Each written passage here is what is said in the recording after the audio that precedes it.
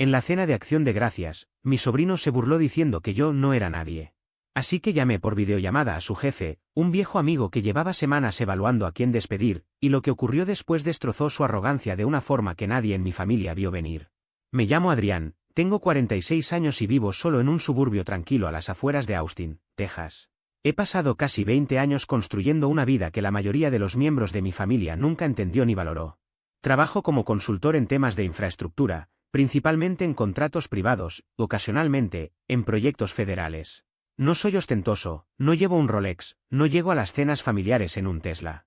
Conduzco un Lexus 2011, uso la misma chaqueta Patagonia todo el año y la mayor parte del tiempo trabajo desde un pequeño cuarto acristalado en mi patio, acompañado por mi perro Cooper, que siempre se acurruca a mis pies. Para el resto del mundo, y especialmente para mi familia, parezco un hombre silencioso que nunca llegó a nada. Y la verdad, jamás me molestó. Mi estilo de vida ha sido una decisión consciente. Me harté de los aeropuertos, los discursos vacíos y la presión constante. Hice movimientos inteligentes en mis 30 que me permiten vivir sin correr detrás de nada. Aún así, tomo uno que otro proyecto al año, no por dinero, sino por curiosidad. Mi hermana Marisol, sin embargo, jamás ha dejado de juzgarme. Ahora que su hijo mayor, Diego, consiguió un trabajo nuevo en el sector tecnológico a sus 26 años, está convencida de que él es el futuro de la familia. Palabras textuales. Las cenas de Acción de Gracias en su casa siempre han sido un espectáculo. Marisol organiza estas reuniones con una energía tan exagerada que uno termina con agujetas en la cara de tanto fingir sonrisas. Cada asiento tiene su tarjeta personalizada, hay bandejas de postres apiladas y pequeños carteles artesanales con frases como gratitud o la familia es todo. Y, debajo de ese decorado, siempre hierve la misma mezcla de competencia silenciosa, comentarios disfrazados y pequeñas disputas que jamás desaparecen. Estuve a punto de no ir este año, en realidad, pienso en no ir cada año. Pero mi madre, de 78, me pidió que asistiera. Ella es la única razón por la que sigo apareciendo. Le gusta ver a toda la familia reunida, aunque el ambiente sea un desfile de cordialidad fingida. Además, sé que le preocupa la idea de que pase las fiestas solo, aunque para mí la soledad nunca ha sido un problema. Fui por ella. Llegué con mi botella de vino y mi actitud tranquila de siempre. Saludé a mi cuñado Víctor al entrar. Es un hombre inofensivo, casi decorativo en estas reuniones. Me ofreció una bebida entre risas y volvió a perderse junto a la parrilla, como de costumbre. A Diego lo vi inmediatamente, cabello engominado hacia atrás, reloj enorme y unas gafas Apple Vision Pro colgando del cuello como si fueran parte de un uniforme futurista. Estaba contándole a un grupo de primos sobre un problema con un cliente que había resuelto esa semana. Rodé los ojos y seguí hacia la sala. Nos sentamos a comer alrededor de las 4. La mesa estaba impecable, vajilla combinada, pequeñas calabazas decorativas y un menú escrito a mano. Marisol siempre lo convierte todo en una puesta en escena.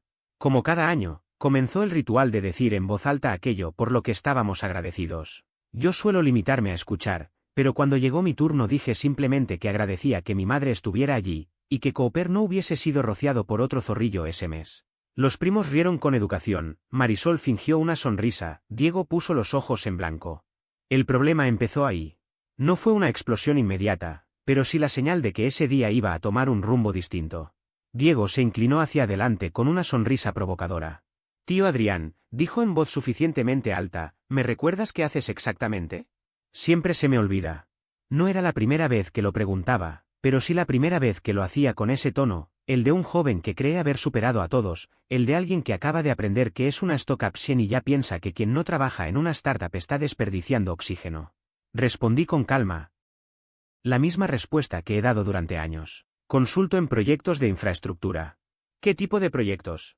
Insistió. Expansiones de autopistas hace algunos años, mejoras en redes de servicios públicos más recientemente. Trabajo en estrategia, cumplimiento normativo y optimización de presupuestos. Parpadeó un par de veces. Ah, o sea, ¿hojas de cálculo? A veces, respondí. Pero de las que mantienen las ciudades funcionando. Rió, y varios primos lo imitaron. Entonces eres como el tipo detrás del tipo que habla con el tipo, soltó. Mi sobrino menor, Adrián Jr., sí, lo nombraron como yo, bajó la mirada, incómodo. Mi madre me dio un pequeño golpecito en la mano, como recordándome que respirara. Marisol se llevó la copa a los labios, fingiendo no escuchar. Intenté dejarlo pasar, de verdad. Pero Diego seguía decidido a humillar. Lo que no entiendo, añadió mientras cortaba el pavó, Es como alguien inteligente como tú nunca creó algo real. Solo, consultas. Es como ser suplente, pero en empresas. La sala quedó en silencio. Y aunque yo no necesito aplausos ni reconocimiento, hay una línea entre la humildad y la humillación, y él estaba a punto de cruzarla. Tomé un sorbo de vino, lo miré directamente y respondí. No todos necesitamos crear una aplicación que fracase en 2 años para sentirnos importantes. El ambiente se tensó. Diego se rió para disimular. Relájese, tío Adrián. Solo digo que, hoy en día, innovas o te quedas atrás. Nadie intervino. Ni siquiera Víctor. Lo típico. Y entonces Diego dijo lo que encendió el interruptor. Se recostó en la silla, me miró fijamente y declaró. Seamos honestos. No eres nadie que se conformó. Eso fue todo. No levanté la voz, no discutí. No lo necesitaba. Lo que Diego ignoraba, lo que nadie en esa mesa sabía, era que llevaba 3 meses hablando con su jefe, Daniel Wilkins, un amigo de la universidad con quien me reencontré en una conferencia en julio. Compartimos cena, conversamos sobre trabajo, y la semana pasada me llamó para comentarme que tenía un empleado problemático, actitud arrogante, bajo rendimiento y posible filtración de datos por canales no autorizados. Ese empleado era Diego.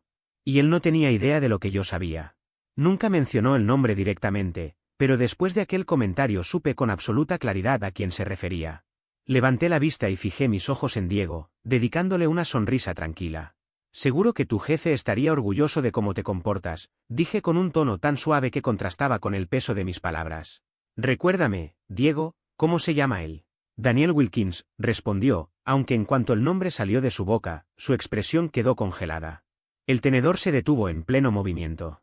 ¿Conoces a Daniel?, agregó, intentando recuperar la compostura. Asentí sin prisa. Viejo amigo. Jugábamos rugby juntos en la universidad.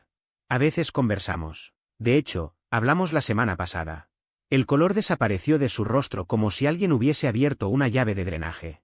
Marisol, que estaba sentada a su lado, arrugó la frente sin entender. ¿Y qué tiene que ver eso?, preguntó con un tono ligeramente más agudo. Nada importante, respondí, fingiendo despreocupación.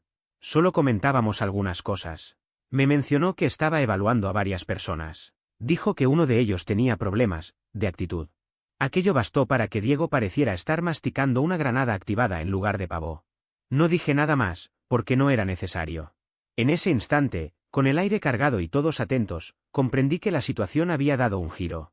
Y lo que vendría después confirmaría que el Día de Acción de Gracias aún tenía mucho por revelar. A partir de ese momento, Diego se quedó prácticamente mudo. Empujaba la comida con el tenedor como un niño castigado que descubre que el recreo ha sido cancelado, evitando mirarme cada vez que podía. Aunque, ocasionalmente, lo sorprendía observándome con una mezcla evidente de confusión y pánico, como si estuviera tratando de resolver una ecuación que no lograba cuadrar. ¿Qué tan cercano es Adrián a Daniel? ¿Qué habrá dicho yo? ¿Metí la pata? Yo no le regalé ninguna pista.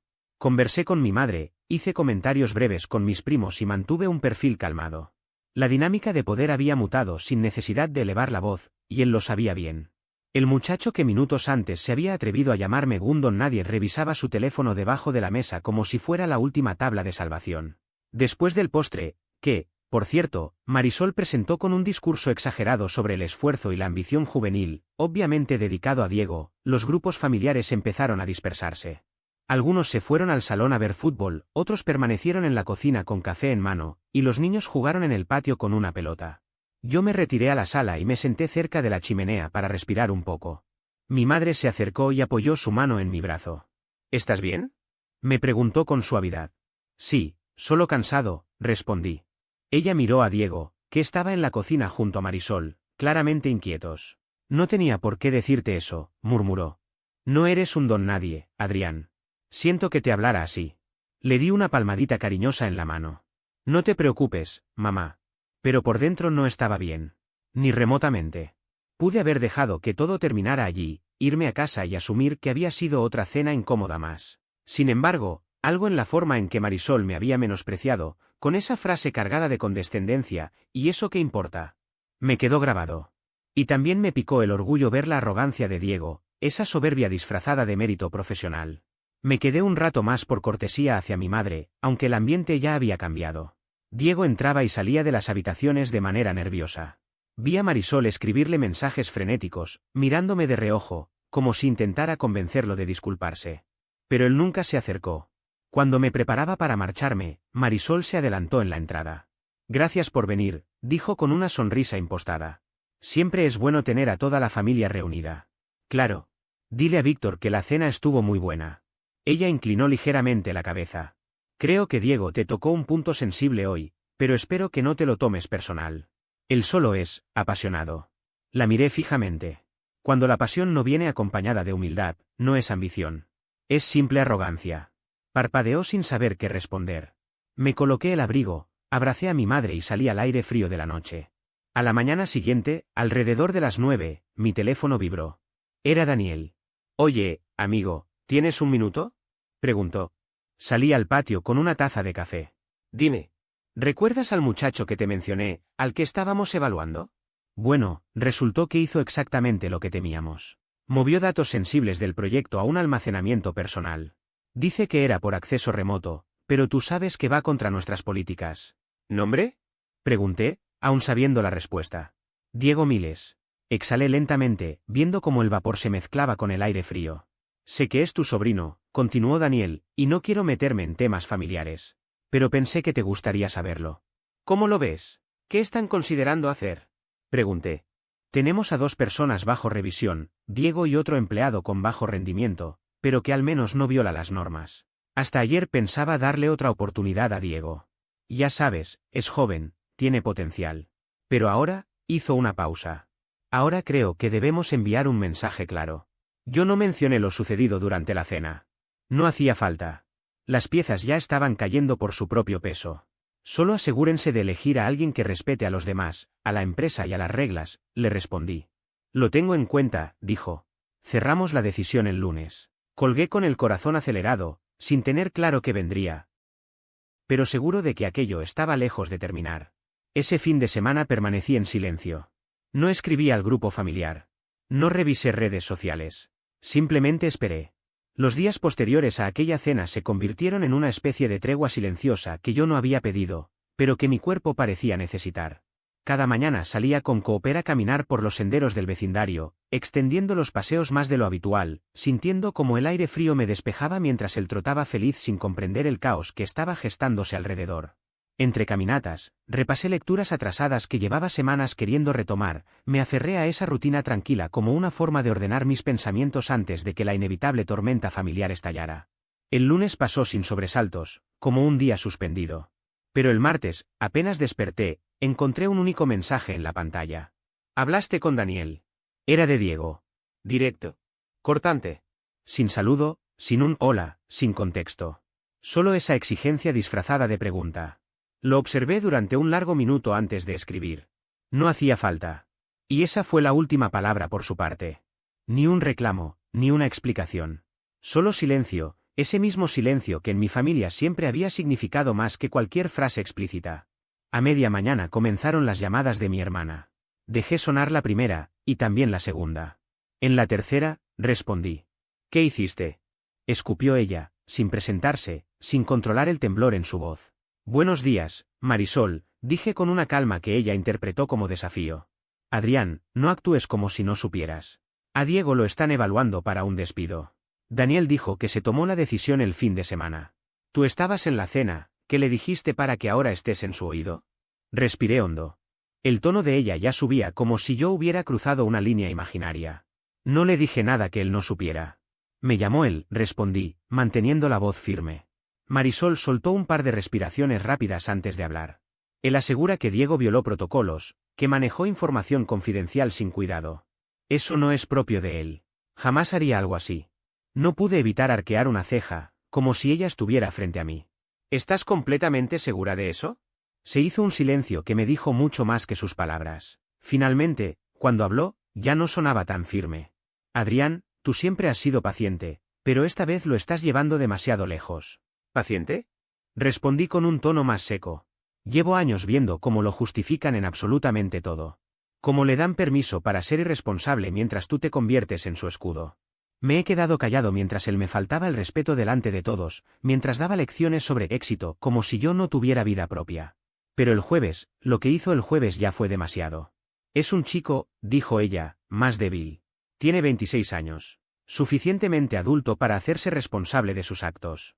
Entonces soltó la frase que realmente traía preparada desde el inicio. Mamá está molesta contigo. Dice que avergonzaste a la familia. Y también dijo que amenazaste a Diego. Reí. No por diversión, sino porque la acusación era tan absurda que rozaba lo ridículo. No amenacé a nadie, Marisol. Solo le recordé que el mundo no es tan grande como él cree. Nada más.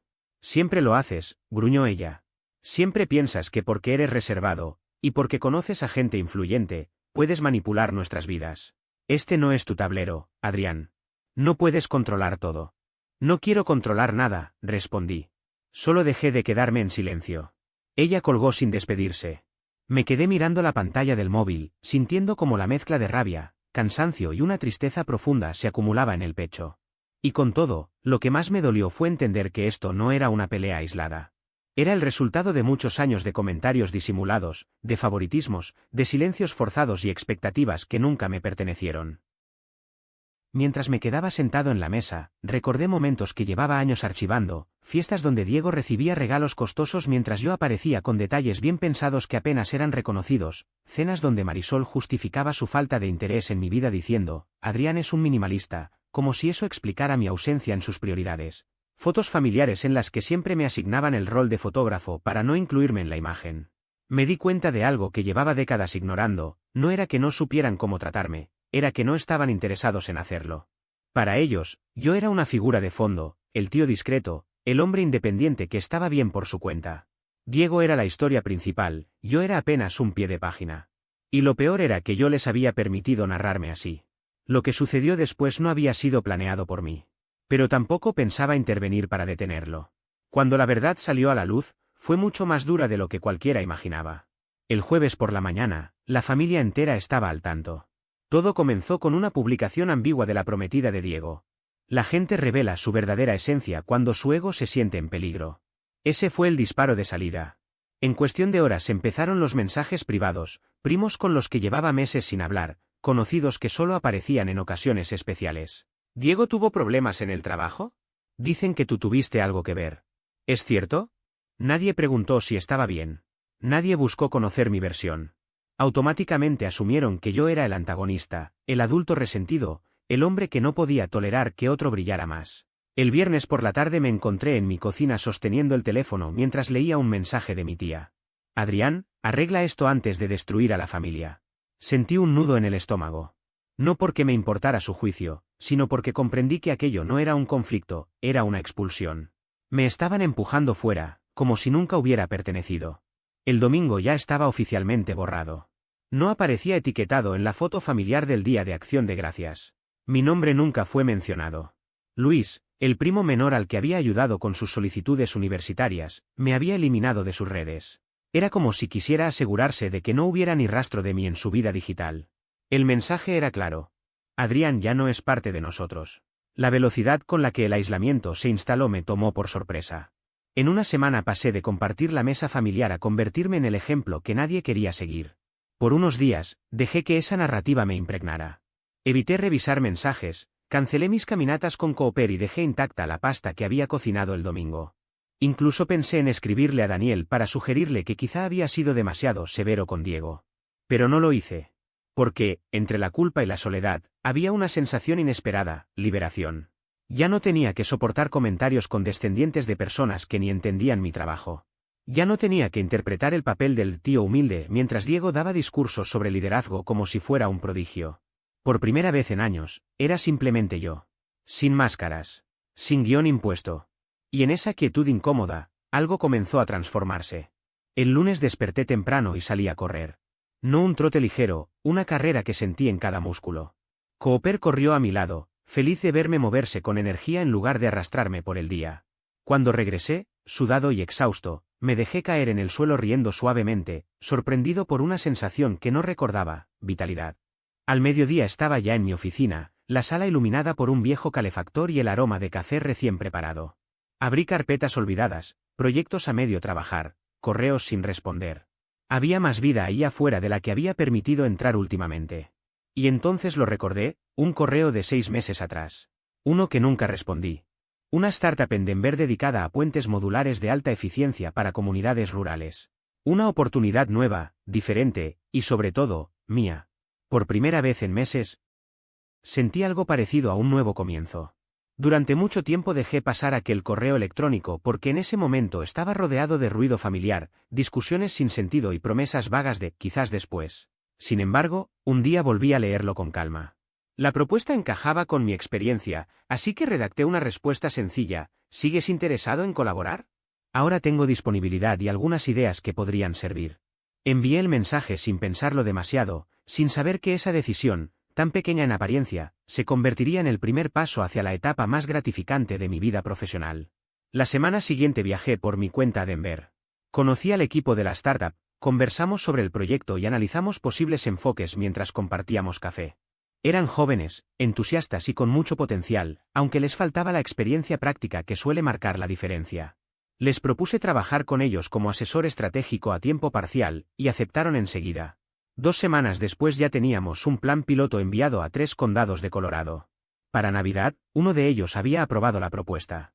Mientras mi familia se reunía para compartir ponche y fingir que yo no existía, yo pasaba mis días revisando planos, modelos estructurales y cálculos de presupuesto. Y lo disfrutaba más de lo que había disfrutado cualquier cosa en años. Lo curioso es que no comenté nada del proyecto en redes ni envié correos a mis familiares para presumir logros. Simplemente seguí trabajando con constancia, dejando que los resultados hablaran solos. El silencio de mi familia, sin embargo, continuó estirándose. La única excepción fue mi madre, que me llamó la víspera de Navidad, como siempre. Dijo que me extrañaba, preguntó si estaba comiendo bien y aseguró no querer ponerse de ningún lado, aunque reconocía que la situación se había desbordado. Su voz reflejaba cansancio, la frustración de una madre viendo cómo sus hijos se distanciaban cada vez más. No entiendo por qué él renunciaría a un trabajo tan bueno, murmuró. Diego lo tenía todo a su favor. Suspiré antes de responder: ese es el problema, mamá. Él creyó que nada podía fallar. Hubo un breve silencio. ¿De verdad hablaste con su jefe?, preguntó con cautela. No hacía falta, dije. Sus propias acciones lo hicieron. Ella no insistió. Solo dijo que me quería y que su casa siempre sería un lugar abierto para mí. Esa noche me senté en el sofá con Cooper a mi lado, envuelto en una manta y con una taza de sidra caliente entre las manos. Puse Qué bello es vivir en la televisión, y por primera vez en años, el final no me resultó una fantasía. Comprendí algo importante: había pasado demasiado tiempo permitiendo que otros definieran lo que yo no era, que si no estaba casado, que si no era lo suficientemente ambicioso, que si no destacaba lo suficiente. Día tras día, estaba recordando quién era realmente: el profesional que entregaba proyectos a tiempo, el que ayudó a reconstruir puentes tras tormentas, el que pagó la hipoteca de su madre sin mencionarlo y el que alguna vez acompañó a un joven hasta terminar la universidad, quien ahora dirige una firma de planificación urbana. No era invisible. Solo había sido discreto. Y ya había terminado esa etapa. Cuando llegó enero, una serie de tormentas de nieve azotó la región. De pronto, nuestro proyecto piloto empezó a aparecer en discusiones estatales de infraestructura y preparación ante emergencias. El puente modular que habíamos diseñado resistió una inundación repentina que destruyó otros 2 de la zona. Daniel me envió un mensaje con un enlace a la noticia y un breve: ese trabajo es tuyo. Me alegra ver que lo reconocen. Sonreí. Pero después llegó un mensaje inesperado: Diego, ¿tienes un minuto para hablar? Me quedé mirando la pantalla un buen rato. No había sabido nada de él desde aquella corta pregunta de semanas atrás: ¿hablaste con Daniel? Sin disculpas, sin explicaciones, solo silencio. Y ahora aparecía así, como si nada. No contesté. Guardé el teléfono, caminé hacia la ventana y observé la calle cubierta de nieve. Cooper ladró suavemente mientras movía la cola. Ya no era el hombre que se escondía en un rincón. Estaba avanzando, firme, aunque no podía evitar preguntarme: ¿por qué ahora? ¿Qué quería Diego? ¿Y estaba preparado para lo que viniera? El mensaje continuó ahí, como una sombra insistente. ¿Tienes un minuto para hablar? No era falta de palabras lo que me impedía responder. Lo que sobraban eran respuestas, aunque ninguna amable. Ya no necesitaba una disculpa disfrazada de manipulación ni una excusa que intentara repartir culpas. Así que decidí esperar. 2 días después escribió de nuevo: por favor, solo quiero hablar. Permanecí en silencio. Y entonces llegó el tercer mensaje: tío Adrián, estoy en un mal momento. Necesito tu ayuda. Te juro que no tiene nada que ver con lo de Acción de Gracias. Esa vez dudé. No porque confiara en él, sino porque sonaba auténtico. Respondí solo con una palabra: llama. Nada de formalidades. Si quería hablar, sería hablando. Sonó el teléfono en menos de 30 segundos. Dejé sonar un par de veces antes de contestar. Su voz sonaba tensa, aunque intentaba ocultarlo detrás de un tono casual. Gracias por responder, soltó. Guardé silencio. Sé que las cosas se pusieron raras, continuó. Y sé que crucé una línea. No quería faltarte el respeto. Pensé que estabas bien con las bromas. No sabía que conocías a Daniel. Me tomó por sorpresa. Ahí estaba. No un estuve mal, no un lamento haberte tratado así. Solo la admisión de que no sabía que yo tenía influencias. No contesté. Diego carraspeó. Estoy en problemas. De verdad. Después de la revisión, Daniel no solo me despidió. Informó el incidente al equipo legal. Dijo que violaba términos del contrato. Ahora están considerando reclamar daños por la brecha de seguridad. Parpadeé, incrédulo. ¿Te están demandando? No directamente, todavía, dijo rápido. Pero se comenta. Y lo peor es que no encuentro trabajo en ninguna parte. Durante esas semanas, una sensación incómoda comenzó a instalarse en mi día a día. Cada vez que intentaba contactar a alguien para una oportunidad o un proyecto pequeño, las respuestas llegaban cortadas, frías, o directamente no llegaban. A veces me cancelaban entrevistas minutos antes. Otras veces simplemente me dejaban en visto. Y aunque nadie lo decía en voz alta, yo podía sentir que algo se movía por debajo de la superficie, como si alguien hubiera sembrado una advertencia silenciosa en mi contra. Empecé a sospechar que Daniel, por alguna razón que aún no entendía, había puesto algún tipo de señal negativa en mi expediente. No tenía pruebas, pero la brusquedad del cambio era demasiado evidente. Algo estaba bloqueando mis opciones. Aún así, me costaba creer que él, alguien con quien siempre mantuve un vínculo profesional honesto, fuera capaz de eso sin justificación. Mi cabeza giraba en círculos con la idea. Daniel jamás había sido blando, pero tampoco era un verdugo. No arruinaba a nadie porque sí, actuaba según hechos, no impulsos. Por eso, cuando sonó el teléfono y vi el nombre de Diego, supe de inmediato que allí había otra pieza que no estaba viendo. ¿Por qué me llamas?, pregunté, manteniendo la voz firme. Hubo un silencio torpe, casi infantil, antes de que respondiera. Porque sé que tienes contactos, Adrián, y porque ya no sé a quién recurrir. Mamá está al borde de un ataque, papá no sirve para esto y yo, respiró hondo, con la voz quebrándose un poco. La arruiné. Y en serio. No dije nada. Solo esperé. A veces, el silencio revela más que cualquier pregunta. Escuché que estabas en un nuevo proyecto, lo del puente, continuó. Daniel lo mencionó antes de apartarme. Dijo que estabas retomando trabajos importantes. Yo pensé que, no sé, tal vez me dejarías ayudarte. O aprender. O acompañarte en lo que necesites. Estuve tentado a soltar una carcajada amarga. ¿Seguir mis pasos ahora, después de todo lo que dijo, hizo y repitió sobre mí durante años? Parecía absurdo. Pero algo en su tono no encajaba con su actitud habitual. No era el Diego insolente, soberbio, moldeado por Marisol y por nuestra familia disfuncional. Era el niño temeroso que, tiempo atrás, pedía ayuda para armar algo, o buscaba la mirada de aprobación que nunca supo administrar en su vida adulta. Déjame pensarlo, respondí con neutralidad. Te llamaré. Colgué sin añadir nada más. Y mientras la pantalla del teléfono se apagaba, me quedé inmóvil, como si algo hubiera despertado en mí. Una inquietud que llevaba años dormida. Esa misma noche decidí hacer lo que llevaba evitando demasiado tiempo, comenzar a investigar. No por curiosidad. No por morbo. No por venganza. Sino porque algo no cuadraba. Si Diego realmente hubiera transferido información confidencial, Daniel habría actuado con rapidez, sí, pero sin necesidad de escalar a un conflicto legal. Eso implicaba que lo ocurrido era más serio de lo que él había admitido. O, más preocupante aún, que había envuelto a alguien más, tal vez incluso a mí. Llamé a Daniel esa misma tarde. Imaginé que te comunicarías, dijo sin rodeos. Quiero saber si es verdad. ¿Van a hacer una demanda? Daniel soltó un largo suspiro, el tipo de suspiro que suelta alguien agotado por tener que repetir una verdad que preferiría no decir. No queríamos, admitió. Pero cuando abrimos una auditoría interna, encontramos algo peor. Mucho peor. No solo movió información a su propia unidad. Envió documentos de diseño a una empresa competidora. Sentí un golpe seco en el estómago. ¿Cómo que envió? ¿Estás seguro? Tenemos correos, trazas de envío, registros del servidor. Ellos ni siquiera entendieron lo que recibieron. Pero esto es grave, Adrián. Muy grave. En cualquier tribunal podría catalogarse como espionaje corporativo, aunque él no haya comprendido la gravedad. Me quedé quieto, completamente en silencio. Pensé en advertirte, continuó Daniel, pero supuse que querrías mantener distancia. La tuve, respondí. Hasta hoy.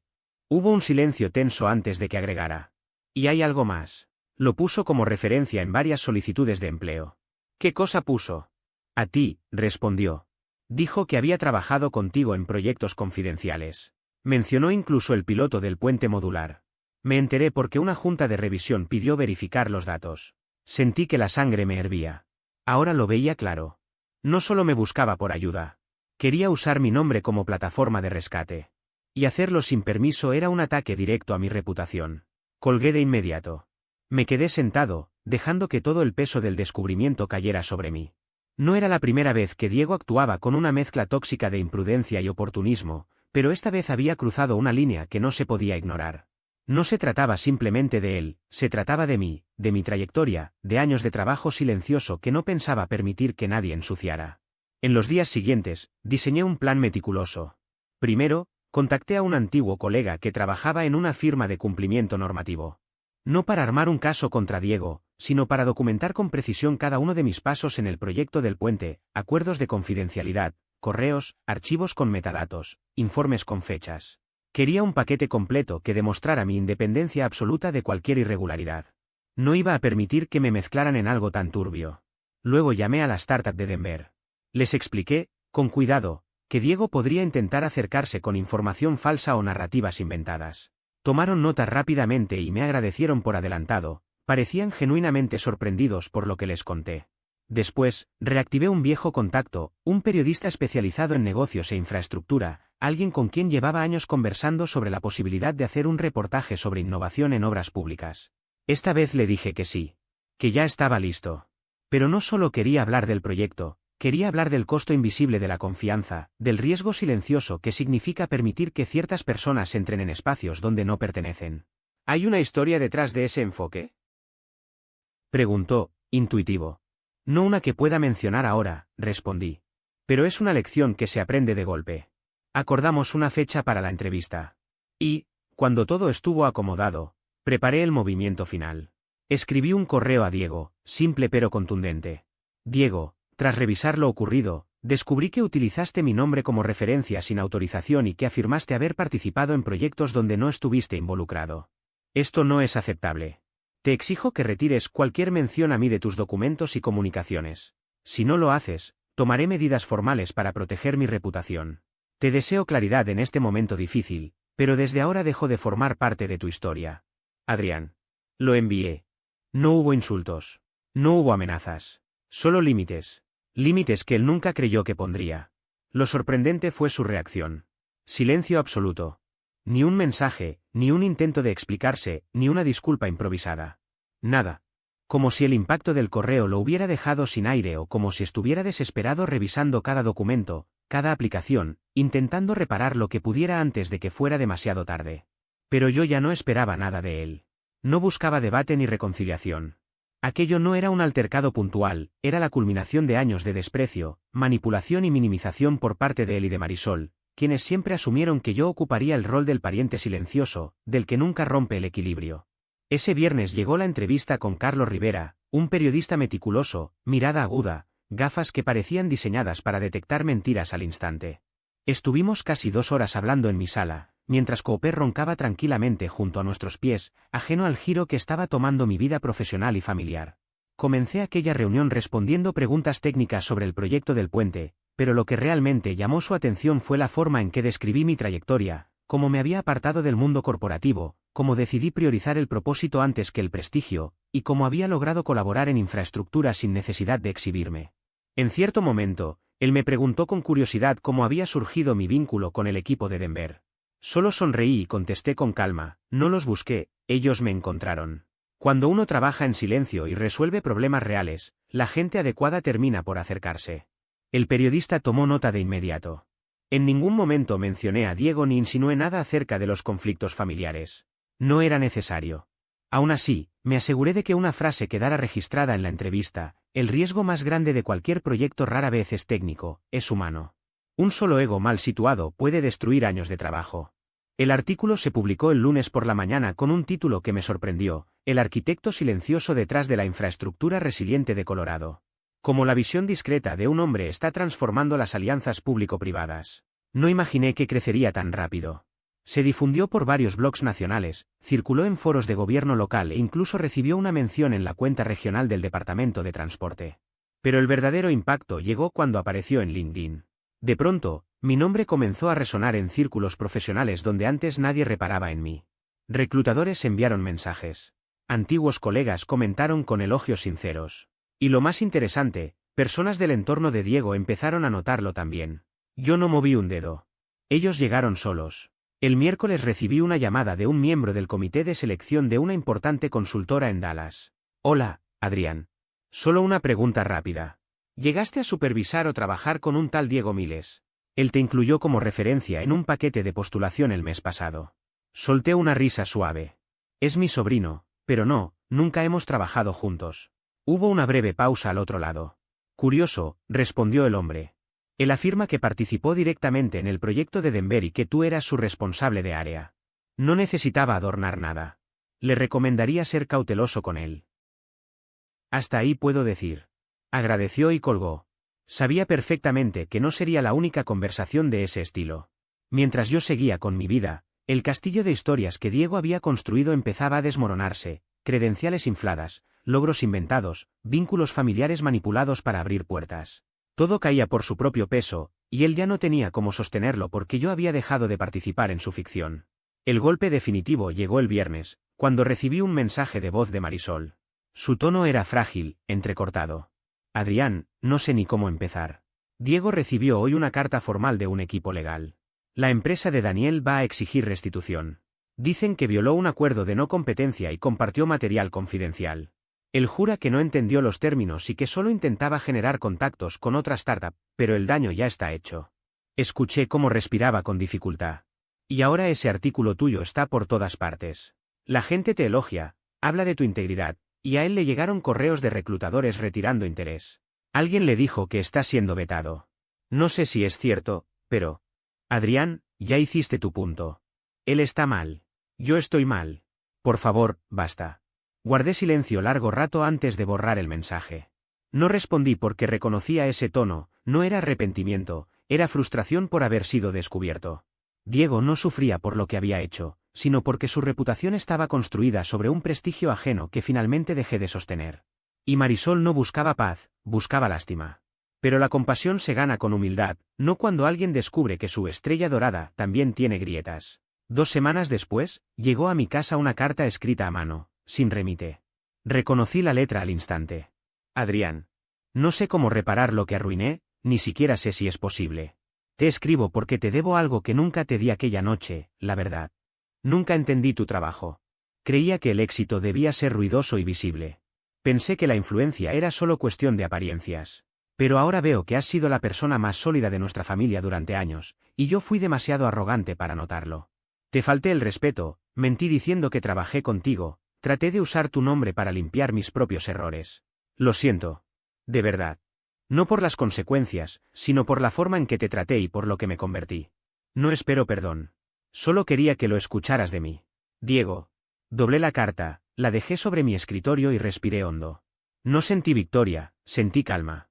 Por primera vez en mucho tiempo, tuve la sensación de haber salido por completo de la sombra en la que otros intentaron meterme y regresar al hombre que siempre fui, firme, discreto y consciente de su propio valor. No respondí, no por dureza, sino porque hay ocasiones en las que el silencio es la respuesta más clara.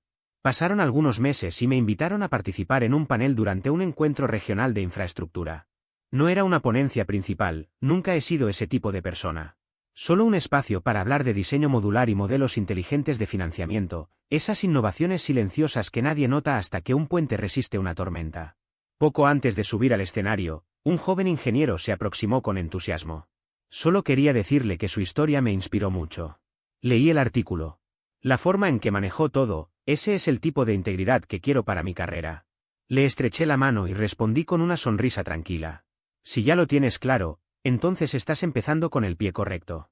Y mientras avanzaba hacia el panel, no pensé en Diego, ni en Marisol, ni en quienes alguna vez me miraron por encima del hombro. Pensé en el trabajo, en el legado y en una verdad sencilla: a veces, la mejor revancha es convertirse precisamente en el hombre que juraron que nunca serías.